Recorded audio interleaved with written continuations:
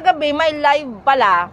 May gig ang ating idol ka-ages dyan. Buti na lang nag-scroll ako ng Facebook. Buti na lang bumalik na ako sa Facebook sa pagmamarites ko. Ayan nyo ba? Mayroon silang gig last night sa Batangas. Kasi marites ako, di ba? Buti na lang naabutan ko mga kalahati na siguro ng kanta na yun. Na kanta nila hanggang sa matapos. Alam mo ba yan? Sarap sa feeling. Pag-ages talaga ang mag-ano. Alam mo kahit na dalawa na lang sila. Pero andun talaga yung alive pa rin ba? No? Grabe, mapapainda ka talaga pag ages. Ang daming tao nanonood. Alam mo, naabutan na nga ako ng amo ko.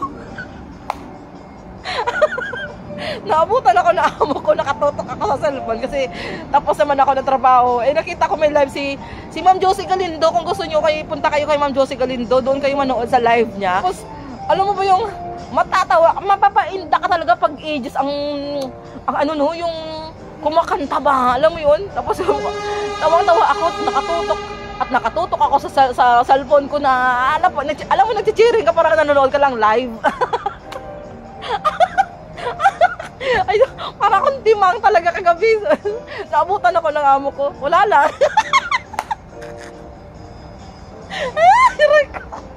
Namumula ako. Kasi nga, iba talaga pag ina-idol mo ang isang tao. Alam mo, hindi ako basta-basta kasi nag-idol. Sa totoo lang. Sa kanila lang yan, grabe yung... Iba kasi talaga sila eh. Ay, yung iba talaga yung dating nila ba, andun yung matatawa ka, napaka-humble talaga.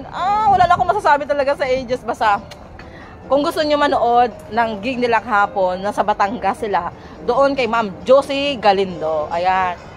Grabe talaga. Tutok na tutok ako. Parang iba pa rin yung feeling na parang nanonood ka sa live. Parang, how much more kaya pag nasa live?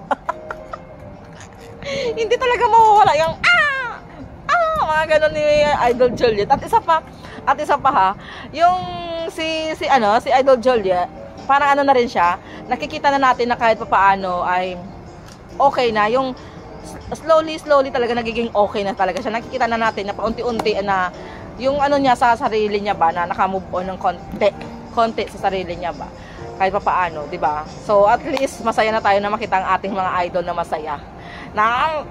At marami nagsasabi dito, may nagko-comment dyan last time na parang same din nag-comment sa akin na laos na daw ang ages. Hoy, kung laos ang ages, bakit tinatangkilik pa rin ang kanilang kanta?